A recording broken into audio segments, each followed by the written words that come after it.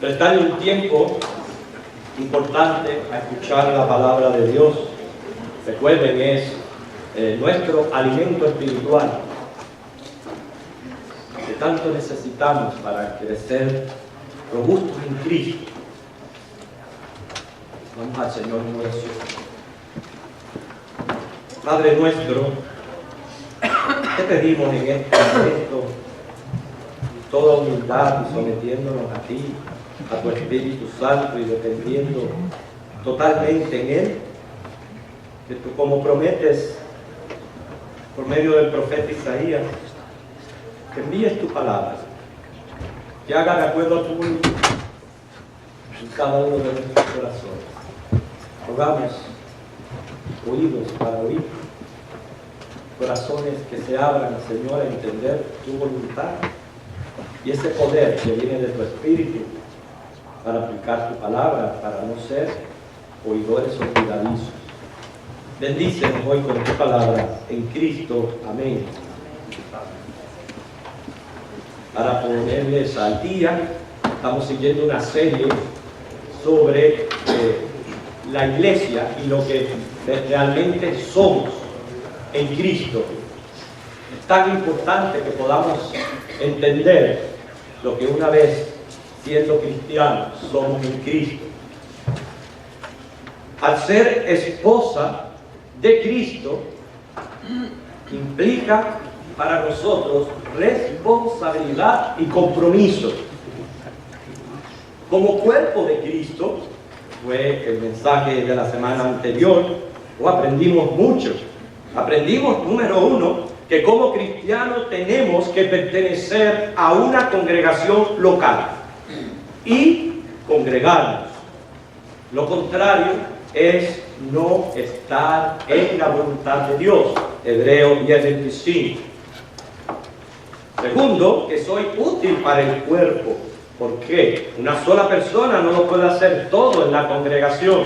Tercero, soy necesario para el cuerpo, pues tengo un don particular que debo de ejercer para la edificación de la congregación. Cuarto, soy solidario con el cuerpo, quiere decir, vamos a compartir triunfos como infortunios mientras esperamos nuestra redención. Y hermanos, si ser esposa nos hablaba de responsabilidad y compromiso, ser cuerpo de Cristo habla de fidelidad y servicio. Pero hoy vamos a añadir otro epíteto que se le da a la iglesia, y este ha de resaltar la unidad y el amor. La familia fue la primera institución de la tierra, pues Dios mismo la ordenó. Dice Génesis 2:18, no es bueno que el hombre esté solo, le haré ayuda idónea para él. Génesis 2:25, por tanto dejará el hombre a su padre y a su madre, se unirá a su mujer y serán una sola carne. Génesis 1:27 al 28 dice, creó Dios al hombre a su imagen, a imagen de Dios lo creó, varón y hembra lo creó y los bendijo Dios. Y les dijo, fructificad y multiplicaos, llenad la tierra. Ahí está la familia. El esposo tiene responsabilidad ante el Creador para con su esposa y sus hijos. De igual manera, la esposa tiene responsabilidad ante el Creador para con su esposo y sus hijos. Y los hijos tienen responsabilidad para con sus padres de honrarles. Por eso, siempre que hay una familia disfuncional, es definitivamente por negligencia en alguna de las partes que no han cumplido con su responsabilidad. Y hermano, la familia tiene un lugar preeminente en la mente de Dios, pues Él la instituyó para que reflejara su imagen, para que administrara la creación, para multiplicar la herencia divina, para complementarse mutuamente y para modelar la relación de Jesucristo con la iglesia. Qué gratificante es vivir en familia, pero cuando se goza de armonía. Y esa armonía requiere un esfuerzo de todos los que pertenecen a dicho gran familia. Qué significativo es en la vida tener un hogar donde ir y contar de compañía. Por eso hoy vamos a ver este tercer epíteto dado a la iglesia como la familia de Dios. Si la familia es un grupo de personas que íntimamente se relacionan, se nutren y se cuidan unas a otras, por ende, la iglesia es pues personas que por medio de Cristo se alimentan y se cuidan como discípulos. Por eso la idea de familia de Dios indica nuestra comunión con el Señor, pero también con nuestros hermanos en la fe, de acuerdo a 1 de Juan 1:3. Fíjense que dice Pablo en Efesios 2:19, somos miembros de la familia de Dios. Así que somos cristianos, soy parte de la iglesia, no solo soy esposa, soy cuerpo, pero también soy familia de Dios. Estuvimos leyendo ahí en nuestra lectura bíblica en Efesios 4 del 1 al 6, todo lo que tenemos en común. Y claramente ahí termina el versículo diciendo que tenemos un Dios y Padre de todos. Padre de todos. Por eso nos consideramos como hermanos. Somos hermanos. Cuando pensamos en una iglesia universal, bien se puede ilustrar con todos nuestros parientes. Hay veces que hay parientes cercanos, lejanos, quién sabe, hasta parientes que ni conocemos. Casi siempre se aparecen cuando se muere alguien en la familia. Pero son parientes. Y esa es la idea de lo que es la familia, la iglesia universal.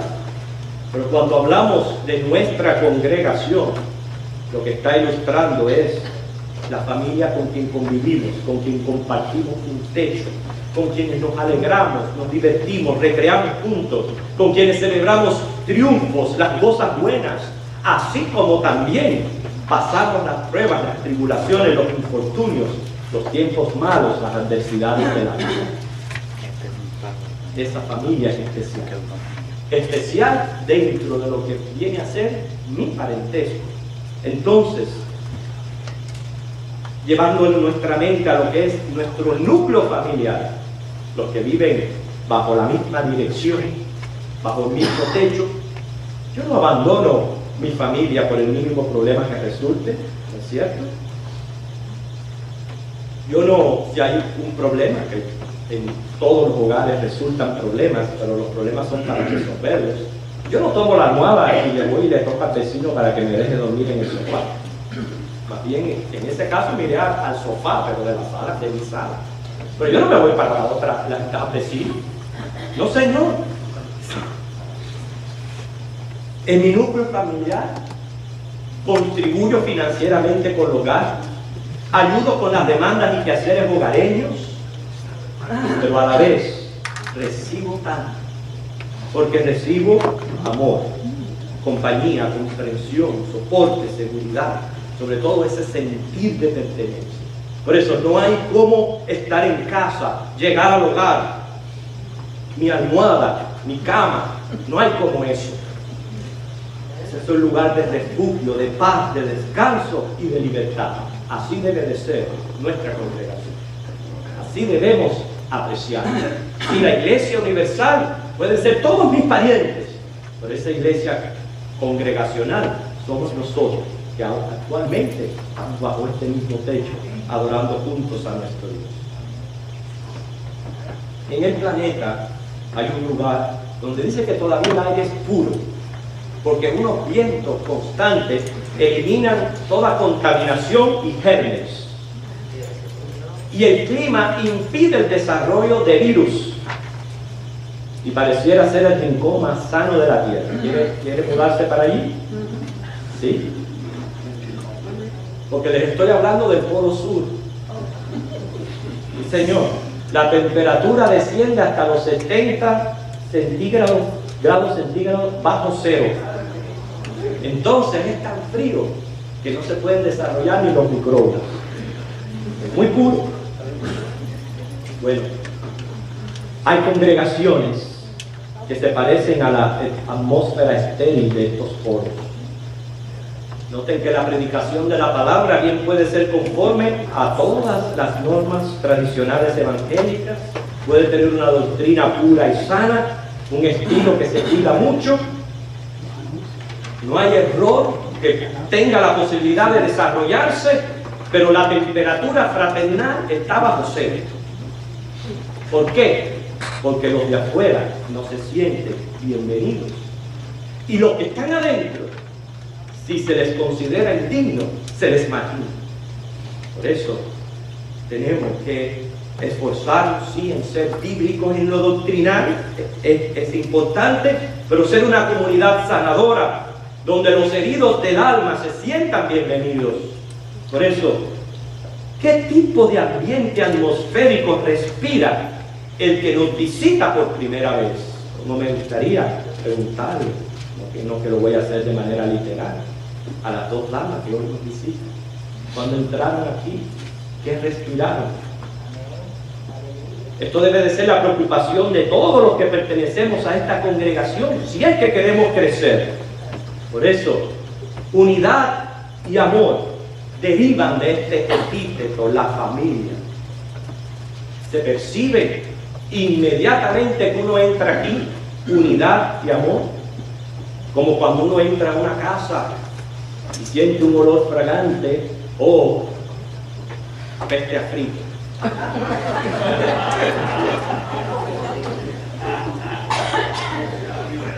Así mismo, cuando cualquiera que no pertenece a nuestra congregación entra, va a oler.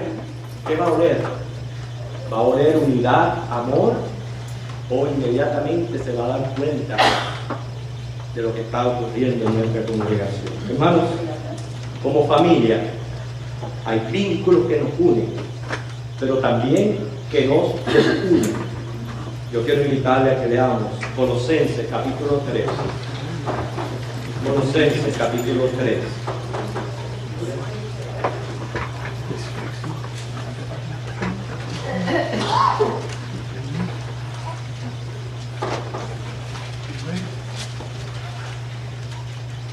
Colosenses capítulo 3, comenzando en el versículo 5, vamos a presentar precisamente esas cosas que nos desunen para que podamos evitarlas.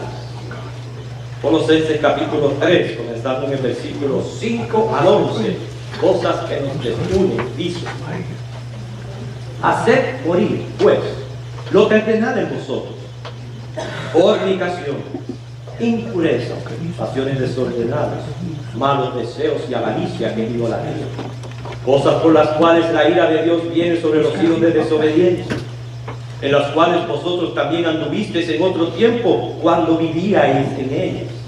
Pero ahora dejad también vosotros todas estas cosas: ira, enojo, malicia, blasfemia, palabras deshonestas de vuestra boca. Dice: no mintáis los unos a los otros, habiéndoos despojado del viejo hombre con sus hechos, y revestíos del nuevo, el cual conforme a la imagen del que lo creó se va renovando hasta el conocimiento pleno, donde no hay griego ni judío, circuncisión ni incircuncisión, bárbaro ni escita, siervo ni libre, sino que Cristo es el todo y en todos.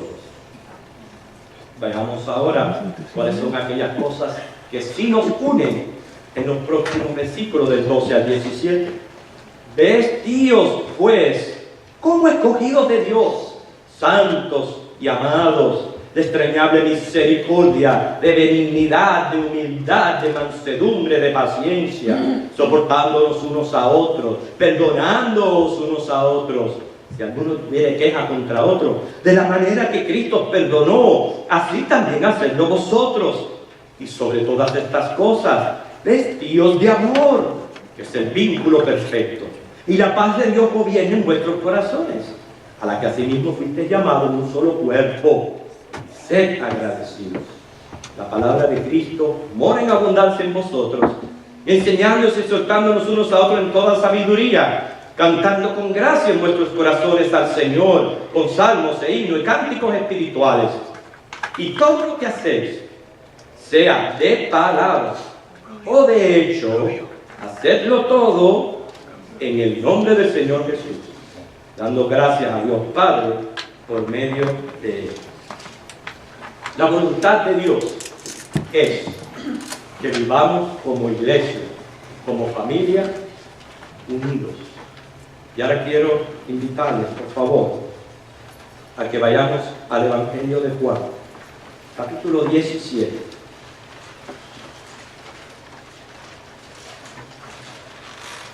Todos sabemos que este capítulo 17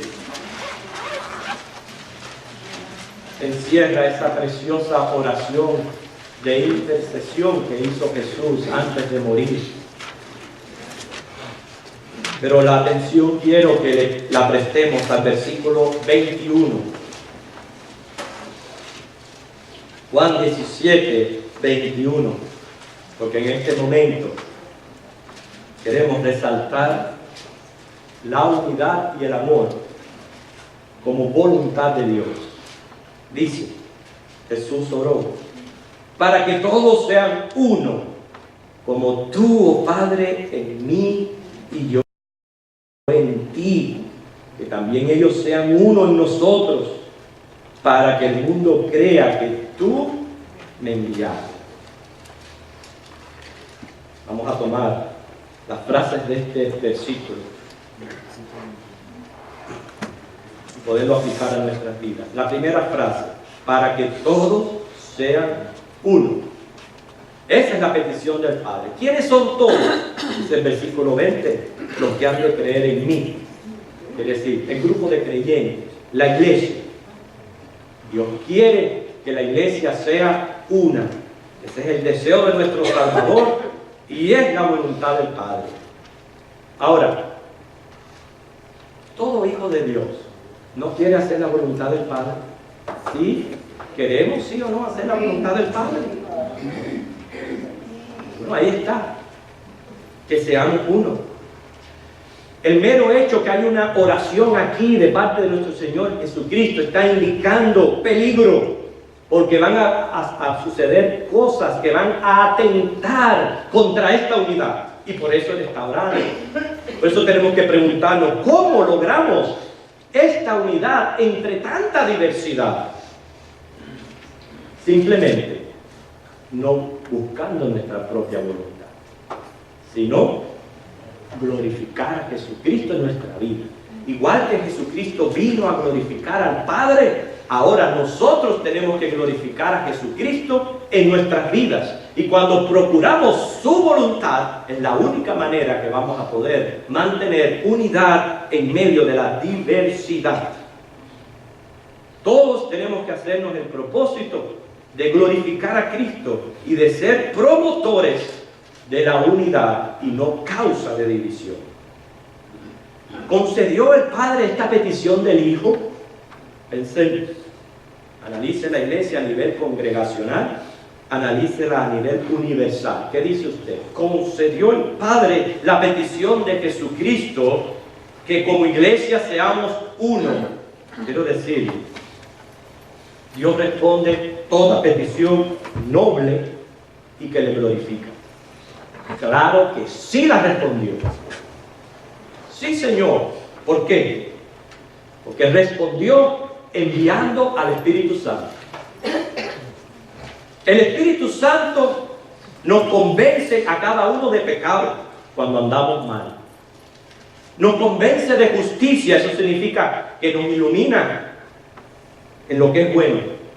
El Espíritu Santo nos da poder y el amor de Dios, que es su fruto en nuestros corazones, para que este amor sirva y nos ayude a mantener esta unión. Sí, respondió el Padre la petición de su Hijo por medio del Espíritu Santo.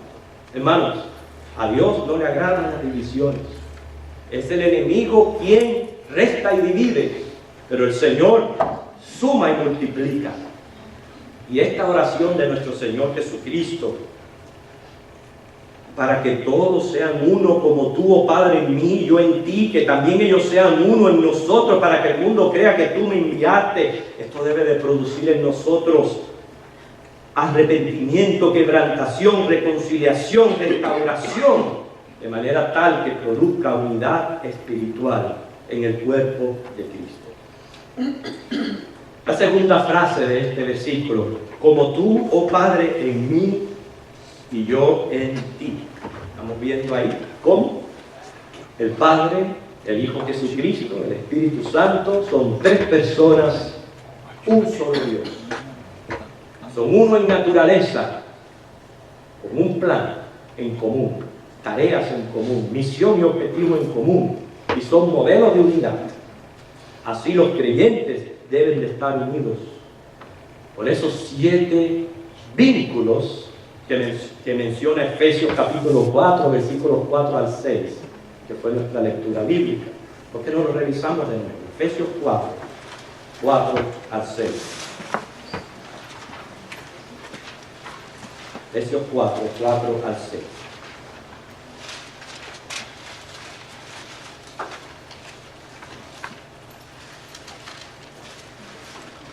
Un cuerpo, esa es la iglesia.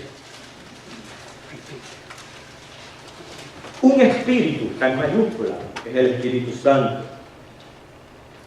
Más abajo, una misma esperanza, la segunda venida de Cristo. Un Señor, Jesucristo. Una fe, salvos por gracia. Un bautismo, nos identificamos con Cristo por medio de este acto de la inmersión. Un Dios y Padre de todos, el cual es sobre todo y por todos y en todos. Eso significa familia celestial, familia de Dios, que tenemos un mismo Padre, somos hermanos. Por eso la tercera frase de esta petición de Jesús dice que también ellos sean uno en nosotros. La unidad del creyente es consecuencia de compartir justo la naturaleza espiritual al ser templos del Espíritu Santo. Es por eso que el cuerpo de Cristo se espera que tengamos todo esto en común, porque la iglesia es unida por la misma gracia, la misma oferta de perdón, el mismo amor de parte de Jesucristo, los mismos objetivos que es compartir el Evangelio, la misma esperanza de vida eterna, el mismo destino eterno en el cielo. Hermanos, esta unidad de la iglesia es santa. Nosotros no somos un club social. Club social abundan muchos.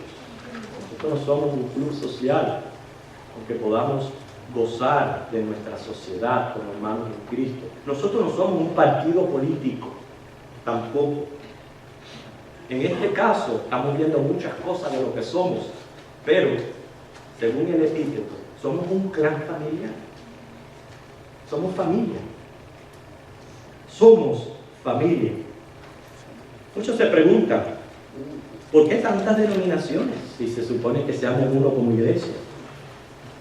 Me gustaría responder esta pregunta. ¿Cómo? Vamos a ver las divisiones y sus causas. Nosotros sabemos que la iglesia de Cristo se encuentra fraccionada en diferentes denominaciones. ¿Por qué? Porque debido a nuestra finitud humana, producto de la caída, no siempre estamos de acuerdo en aspectos doctrinales o métodos funcionales. Siempre vamos a estar de acuerdo. Eso es lo que provoca la separación denominacional. Pero en cierto sentido, quiero decirle, por nuestra incapacidad temporaria, porque no es que Dios sea un Dios de confusión y Él se haya equivocado en su revelación, porque la dificultad está en nosotros. En ese sentido está justificable este desparrame de denominaciones. Es justificable en ese sentido. Pero usted sabe lo que es triste. Cuando la congregación o las iglesias se comienzan a ofender unos a otros, se hieren, se tiran a matar. Qué triste que hay un dicho que dice que el único ejército que mata a sus propios soldados es el cristiano. Piensen eso. A veces hasta nos alegramos del mal que le pueda sobrevenir a cualquier otro grupo. ¿Por qué? ¿Por qué no podemos actuar así? Porque a pesar de nuestras diferencias, seguimos siendo familia. Todos los que tienen a Cristo como Señor y Salvador tienen un Dios y Padre de todos. Amén. Hay veces en las familias biológicas no siempre se está de acuerdo en todo. Eso no significa que usted dejó de ser familia.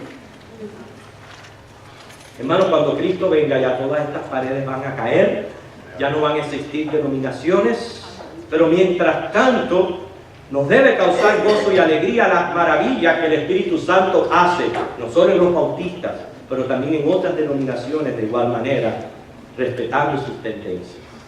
Sin embargo, cuando ocurren divisiones y problemas dentro de la misma congregación, obviamente todos casi siempre provocados por orgullo y falta de humildad, es porque no apreciamos nuestra hermandad que tenemos en Cristo. Porque, a pesar de todos esos vínculos que hemos hablado, piense por un momento cómo el Espíritu Santo nos ha colocado en una misma denominación. Y dentro de la denominación nos ha colocado según su voluntad en esta congregación. Amén. Gracias, Señor.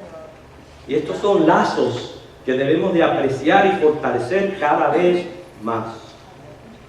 Yo sé que es muy difícil sobrellevarnos por las barreras temperamentales, pero es posible, como les dije al principio, si lo que yo procuro es glorificar a Dios y hacer su voluntad. Sí es posible. Para que todos sean uno como tú, oh Padre, en mí, yo en ti, que también ellos sean uno en nosotros, para que el mundo crea que tú me enviaste. Esopo, un fabulista griego, cuenta cómo 4 toros que una vez fueron atacados por un león, lo pudieron resistir, porque cada vez que el león se acercaba, ellos se unían por las colas, haciendo que el león siempre se enfrentara a los cuernos. Y así pudieron vencer. Pero un día el león, astutamente, con un hambre tremendo, se le acercó a uno de los toros y le dijo: ¿sabes qué? Los demás están hablando mal de ti.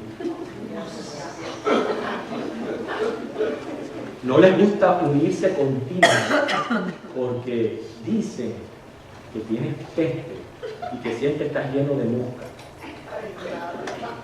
Claro, esto ofendió muchísimo al toro, que inmediatamente no quiso juntarse más con los demás. Y ustedes no saben lo que le pasó. Se acercó el león, lo encontró solo, lo atacó y se lo comió.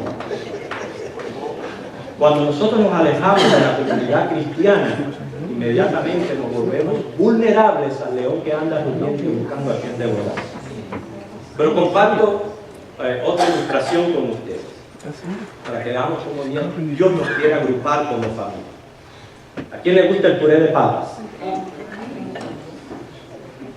Bueno, escuche, cada planta de papa tiene de 3 a 5 tubérculos. Quiere decir, cada tubérculo pertenece a alguna u otra planta. Al momento de la cosecha se sacan de la tierra, se echan en una bolsa. No sé cuántos hay agricultores aquí que recuerdan ese proceso. Podríamos decir que ese agricultor está agrupando las papas. Una vez están en el saco, pueden bien considerar y decir: qué bueno, estamos juntas. Sin embargo, aunque todas están en el mismo saco, no significa que sean una, porque las papas llegan a manos del cocinero, las pela, las lava. Una vez peladas, pudieran entonces decir las papas: ¡qué emoción! ¡Mire qué maravilloso! ¡Cómo nos parecemos todas! Y hasta vamos para el mismo caldero, vamos todas. Pero el cocinero comienza a picar las papas, las empieza a picar en trozos y empiezan a intranquilizarse un poco porque ven que están perdiendo su identidad y se turban porque ven que en vez de estar unidas, lo que se separan es cada vez más. Comienza el calor del fuego y empiezan a ablandarse. Y ahí se empiezan a olvidar de lo que eran. Hasta que llegó el momento que empiezan a machacarlas y a hacerlas puré. Y es entonces, después de pasar por el fuego de la prueba, cuando las papas verdaderamente llegan a unirse. Y para lograr esta unión, tuvieron que pasar por fuego, tuvieron que ser machacadas y trituradas para que se unieran bien. Cuando ocurran problemas y divisiones en nuestra iglesia, pensemos que es eso lo que está pasando, que Dios lo que nos quiere es unir cada vez más. Todos sabemos que qué rico es el puré cuando se le echa un poco de aceite y mantequilla, para evitar las asperezas. Sabemos eso, ¿verdad? A veces necesitamos hacer eso para poder convivir. Por eso termino. De este epíteto, la familia está derivando la unidad y el amor que deben de prevalecer y todos procurar en la iglesia. Hemos resaltado el hecho que es voluntad de Dios que seamos uno en el vínculo de la paz.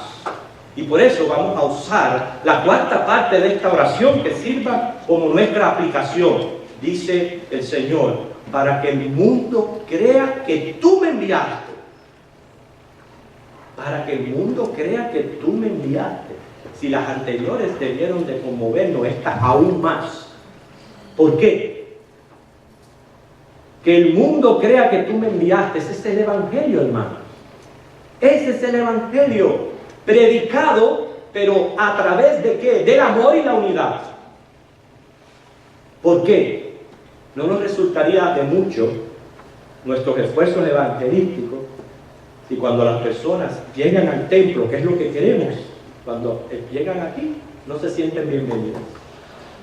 Y lo que respiran, como dije al principio, es un ambiente de división, un ambiente que no es agradable. Entonces, ¿cómo vamos a crecer? Ustedes ven cómo influye en el Evangelio. Por eso Jesús lo oró. Que por favor, Señor, únenos, que sean uno, para que mi Evangelio pueda ser efectivo por medio de la predicación de la iglesia. Por eso es que esto es más importante de lo que nosotros pensamos.